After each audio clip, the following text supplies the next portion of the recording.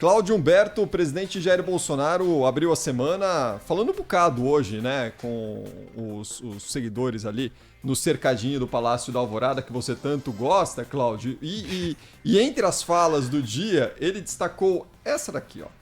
Os problemas fazem parte, sabia que ia ser difícil, mas esperava contar com mais gente importante do meu lado. Lamentavelmente, muita gente importante aí boicota.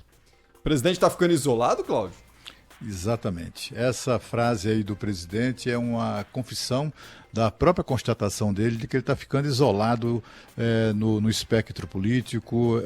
Ele conta apenas com, por enquanto a gente percebe isso nitidamente, né, cada vez mais, ele conta apenas com aquele grupo, aquele núcleo duro ali de bolsonaristas mais fanáticos, aqueles mais apaixonados, cegos, né, que seja o que for que o presidente faça ou diga, merecerá sempre o aplauso dessas pessoas. O presidente se refere a gente importante a que ele se refere, são os presidentes do Senado, que é o senador Rodrigo Pacheco, eleito graças ao peso político do governo Bolsonaro, então ele esperava muito dessa uma retribuição do presidente do Senado nesse sentido, né, no sentido de, digamos assim, obediência, não digo cega, mas uma obediência à sua pregação, às suas posições e tal, como é o caso, e ele se referia a isso, da proposta de impressão do voto, né, do voto eletrônico. E também o presidente da Câmara, o deputado Arthur Lira. Tanto um quanto o outro, no entanto, foram obrigados a vir a público condenar de maneira enfática, e muito embora sem se dirigir diretamente ao presidente da República, mas condenar de maneira enfática as suas declarações dos últimos dias. O presidente parece um cavalo doido desembestado, né? Quer dizer, solto, sem controle. Ele fala com o que lhe vem à mente, né? O que é muito ruim para um chefe de Estado, um chefe de governo, de quem se espera sempre palavras, digamos assim, que são produtos de reflexão. Ainda que sejam palavras duras, ainda que sejam posições, digamos assim, mais agressivas e tal, isso não pode parecer uma atitude de quem está falando sem pensar, né? Eu já falei aqui algumas vezes, quando um presidente da República, um primeiro-ministro, um chefe de Estado ou de governo, um monarca, ele se utiliza de um texto, né, de um discurso para ler, não é porque ele não saiba falar de improviso. Todo político manda bem falando de improviso. O chefe de Estado e de governo leem o que escreve exatamente para passar essa sensação, para sinalizar aos seus cidadãos de que o que ele está falando é produto de reflexão, né? Aquilo ali decorre de uma longa reflexão e, enfim, que acabou consolidando aquele posicionamento. Não pode o presidente falar o que lhe vem à cabeça, o que lhe vem ao estômago, sem refletir sobre isso. E muito menos usando palavras chulas, de baixo calão, né? E é uma coisa assim que se o atrapalha, e atrapalha, né? Esse comportamento é um comportamento que atrapalha sobretudo o seu próprio governo, atrapalha o país, né? E de tal maneira que a gente assiste hoje a uma situação em que a economia está bombando, né? Hoje entrevistamos no Jornal Urgente a economista-chefe do Credit Suisse, e ela falando, a doutora Solange Surer, e ela falando, confirmando a expectativa do banco no sentido de que a economia brasileira deve crescer este ano mais de 5,5%. Ela disse, inclusive, com viés de alta, podendo chegar a 6%, ali próximo de 6% de crescimento. É um crescimento estupendo da economia brasileira. Ela, no entanto, advertiu que para manter esse ritmo de crescimento, o Brasil precisa cuidar, né, garantir os fundamentos da economia, que são o quê, basicamente? São os fundamentos liberais, estes que estão sendo colocados em prática pelo Ministério da Economia. Mas tem que ter também, esses fundamentos têm que ser consubstanciados com a aprovação das reformas, a reforma administrativa, a reforma tributária, etc. e tal. Cada declaração que o presidente dá, desastrosa, ele atrapalha isso, né? Ele atrapalha isso. Ele atrapalha a articulação política no Congresso, né? Sobretudo na Câmara, onde ali é mais problemática, a situação é ainda mais problemática de gestão difícil.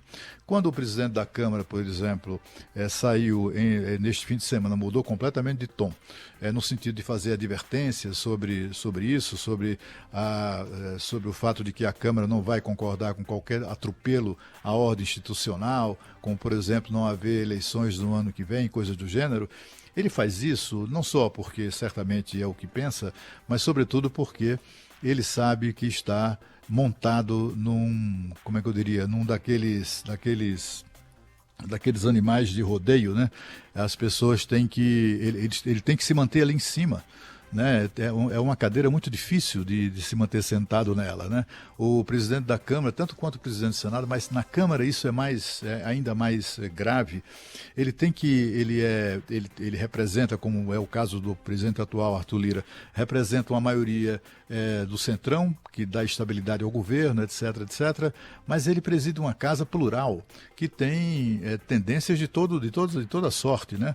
Tem lá o pessoal do Centrão, que segue a sua orientação, mas tem também aqueles chamados independentes, que não estão nem um lado nem do outro, e que tendem e que têm se somado à oposição contra o atual governo. Isso tudo atrapalha as negociações, os entendimentos para a aprovação de projetos importantes, como estes aí que estão em vias de ser votados ainda esta semana, como, por exemplo, a privatização dos Correios, tão necessária, a aprovação do projeto 6726, que acaba de uma vez por todas com os penduricalhos, com os supersalários no serviço público, né, com essa malandragem institucionalizada no setor público, sobretudo nas carreiras que ganham ali próximo do teto salarial. Então, assim, a aprovação disso, até da reforma tributária, é uma possibilidade concreta de se votar a reforma tributária até o fim, ainda esta semana. Mas, enfim, tudo isso é dificultado por aquele que deveria ser o principal interessado na articulação, né, ou na viabilização disso, que é o presidente da República. Quando ele faz essas declarações, ele conspira contra essa, como é que eu diria, contra essa articulação, né, contra essa vontade que existe de fato no Congresso Nacional de promover reformas, etc. É uma lástima que a gente tenha que conviver com isso.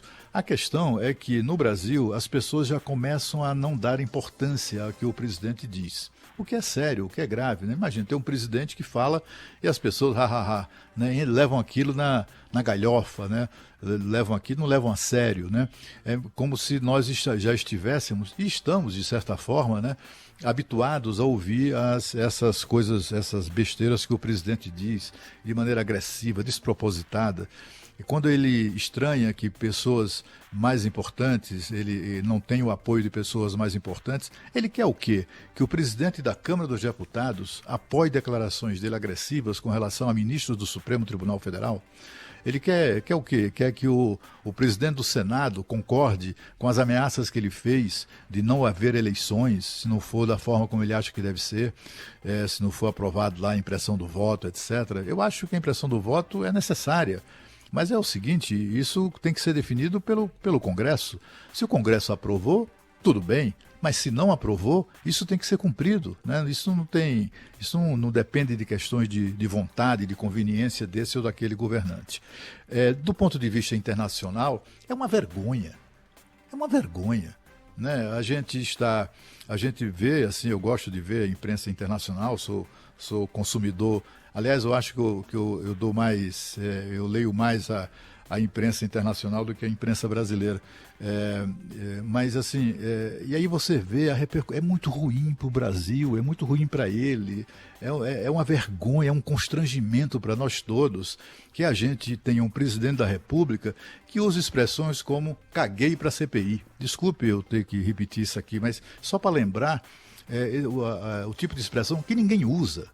Absolutamente ninguém usa, a não ser em conversa de boteco de quinta categoria. Né? Ninguém usa esse tipo de expressão.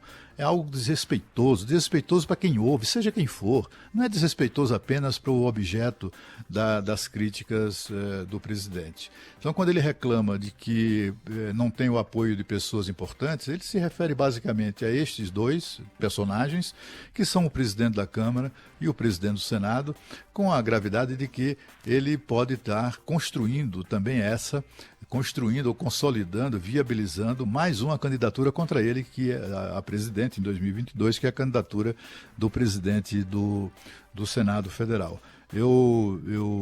A gente continua com a expectativa de que um dia, né, o presidente tenha juízo, mas eu tenho a impressão que esse dia não vai chegar, né? É uma constatação fática, né? A gente pega o conjunto da obra, tudo que o presidente tem dito ao longo do período em que chefia o Poder Executivo, e tem sido cada vez pior, né? Cada vez pior. E do ponto de vista da economia, o que a gente percebe também é que a economia está se virando sozinha. A economia está tomando as rédeas da situação, né, de alguma maneira. Aliás, isso foi dito hoje pelo ex-ministro professor Delfim Neto, que participa conosco do Jornal Urgente e comenta aí os assuntos da atualidade. E ele dizendo que o governo ele diz assim, o governo é tão ruim, né, tão ruim, que a economia simplesmente decidiu ignorá-lo, né, decidiu seguir em frente. Só isso pode explicar o sucesso da política econômica, que é cada vez mais claro, cada vez mais evidente, e ainda bem, porque disso depende a retomada não só do crescimento, né, da economia de uma maneira geral, mas principalmente a recuperação dos empregos pelos brasileiros. Tomara que o presidente da República perceba que ele vinha tendo, ou ainda tem, né, o apoio de algumas pessoas que, como é que eu diria, que o veem como a única alternativa para derrotar esse grupo de ladrões que está tentando voltar ao poder, representado pelo ex-presidente Lula, né? Condenado por corrupção, né? Enfim, os petistas espalham a mentira de que ele foi inocentado. Não foi inocentado coisíssima nenhuma, apenas as condenações foram consideradas anuladas por ter sido prolatadas as sentenças pelo juiz Sérgio Moro, considerado suspeito, etc. e tal, por esses ministros do Supremo Tribunal Federal.